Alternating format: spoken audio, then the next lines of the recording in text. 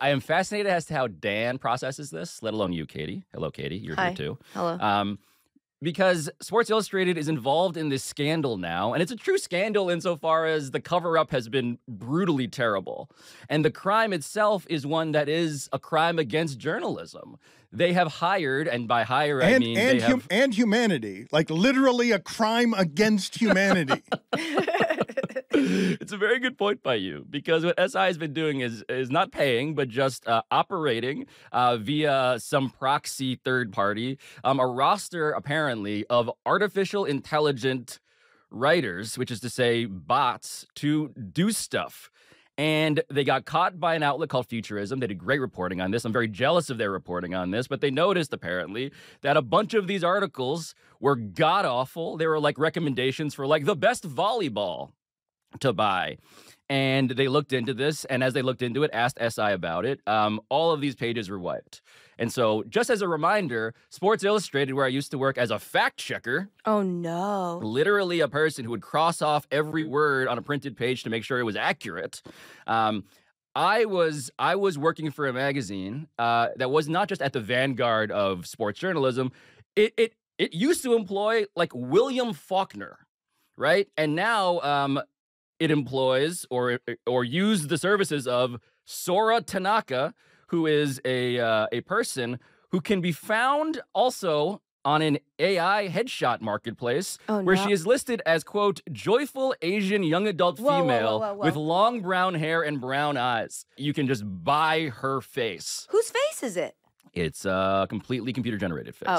From a composite of, I guess, of all everybody's face. Joyful Asian young adult females with long brown hair and brown eyes. And then this is just dystopian, man. And it's even more than that, though. It's sloppy. It's super sloppy to the point of, oh, this is hilarious if it weren't also clearly a symptom of the larger disease that is ruining everything that we used to care about as journalists. It'd be hilarious if everything that was happening didn't make me feel like everything that I believe in at my principal core wasn't being cheapened at every turn by a bunch of people being okay with it happening because I'm the loser in trying to stand for. Pablo was a fact checker to start his career. That job doesn't exist anymore. I want to get into, before I get into the dystopian nature of this, explain to people, Pablo, how it is, why it is Sports Illustrated became the seminal journal in our times to chronicle sports, and before magazines died, the lengths they would go to pay people to make sure that something as simple as facts were correct. That's how Pablo got into the business.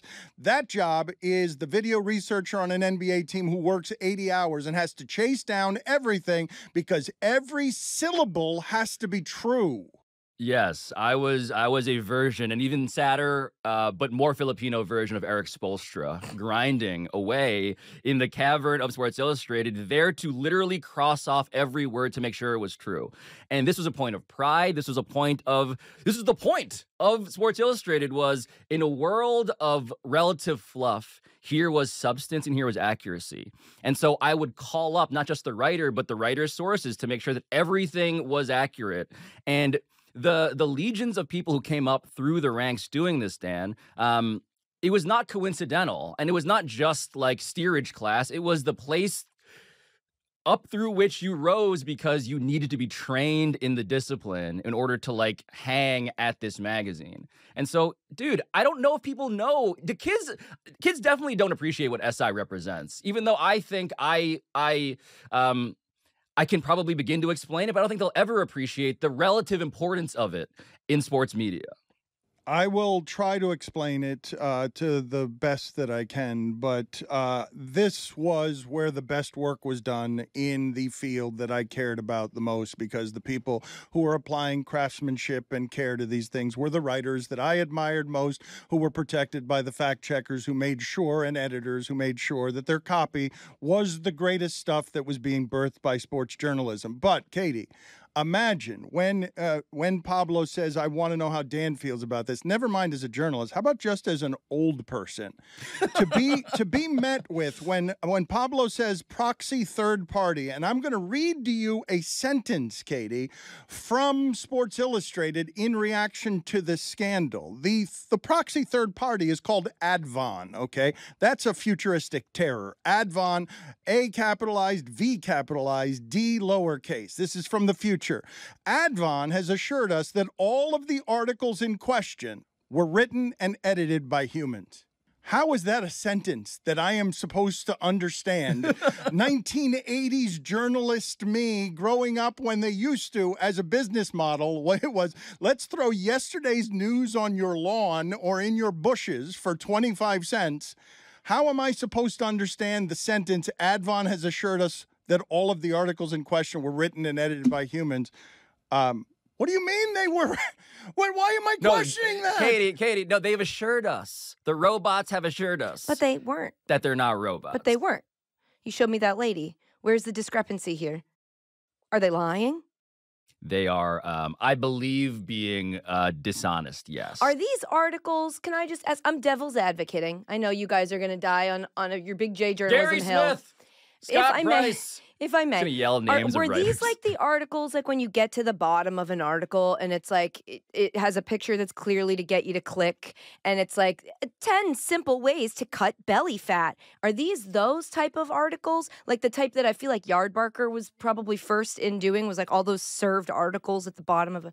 that anybody who's media literate knows not to click on? A chum bucket.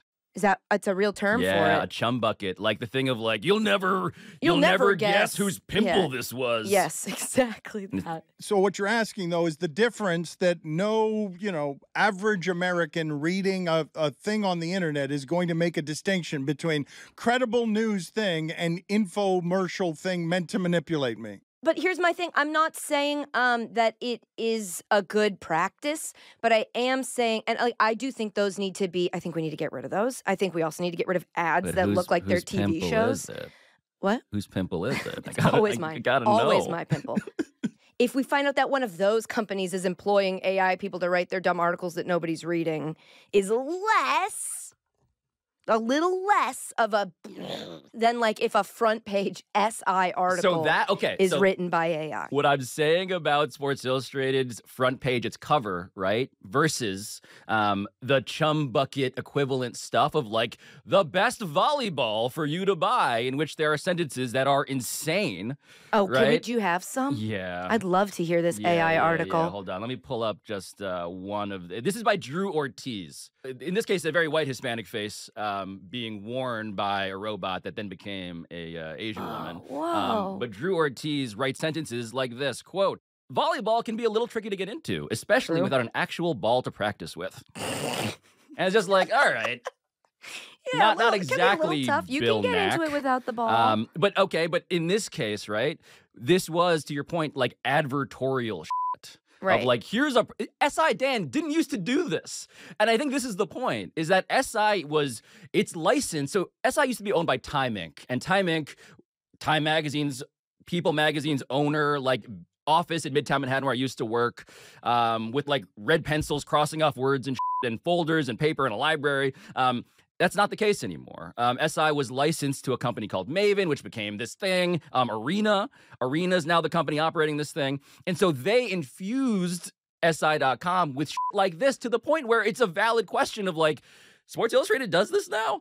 Like, what is this? And it totally dilutes the premise of we used to be the literary home of sports journalism completely. Sports Illustrated now also sells vitamins, sells an assortment of products. I don't know, when you talk about that dystopian prison that it now is, if it's 9 remaining people still writing. Most of those writers have left, and the people or been laid off. Yeah, laid off. Remember when they laid off all their photographers? They used to be a leader in that space. They always had the best photograph Sports Yes. Illustrated, This and is then they what's just were like, happened "We're to done." journalism, correct? This is not just sports journalism. This was best in its class stuff, and it's no longer that. But can you guys put that up again? Because that was some excellent writing. And I want to spend time with this Drew Ortiz, because look at his life and the AI-created life that we have. Drew Ortiz is someone whose other work I want to know. He grew up in a farmhouse surrounded by woods, fields, and a creek. He grew up in the wild. It's partially true, it says right there. He spent much of his life outdoors. He's excited to guide you through his never-ending list of the best products to keep you from falling to the perils of nature.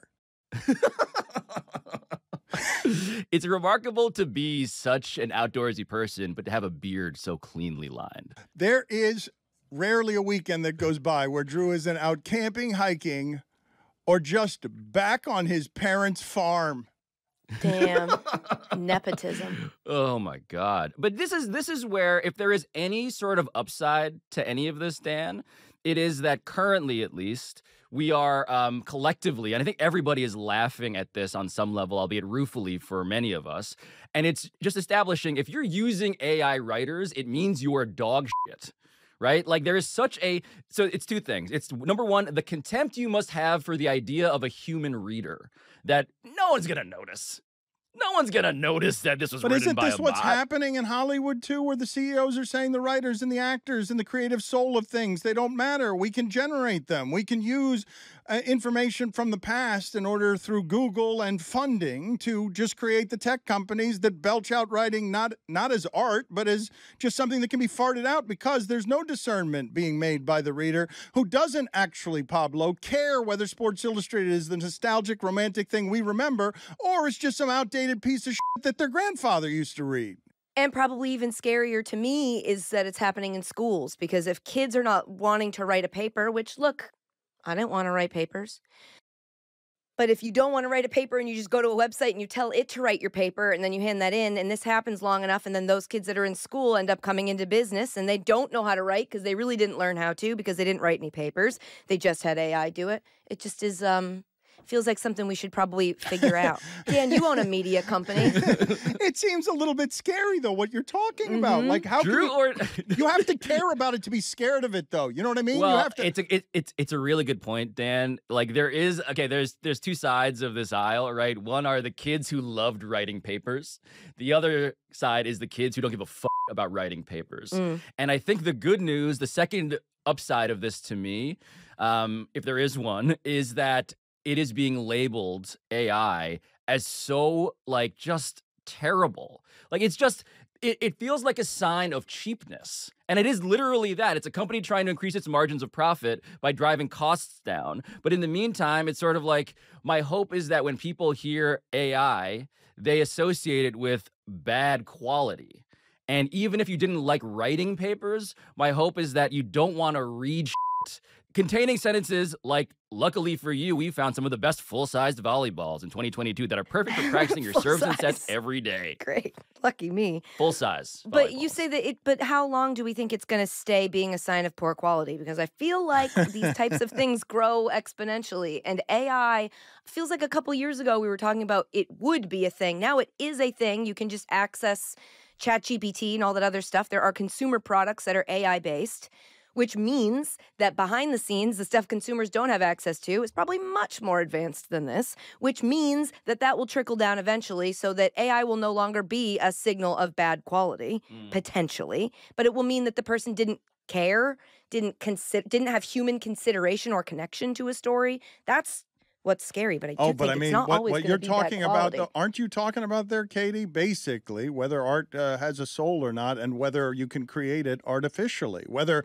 giving something soul at Sports Illustrated, through writing, through art.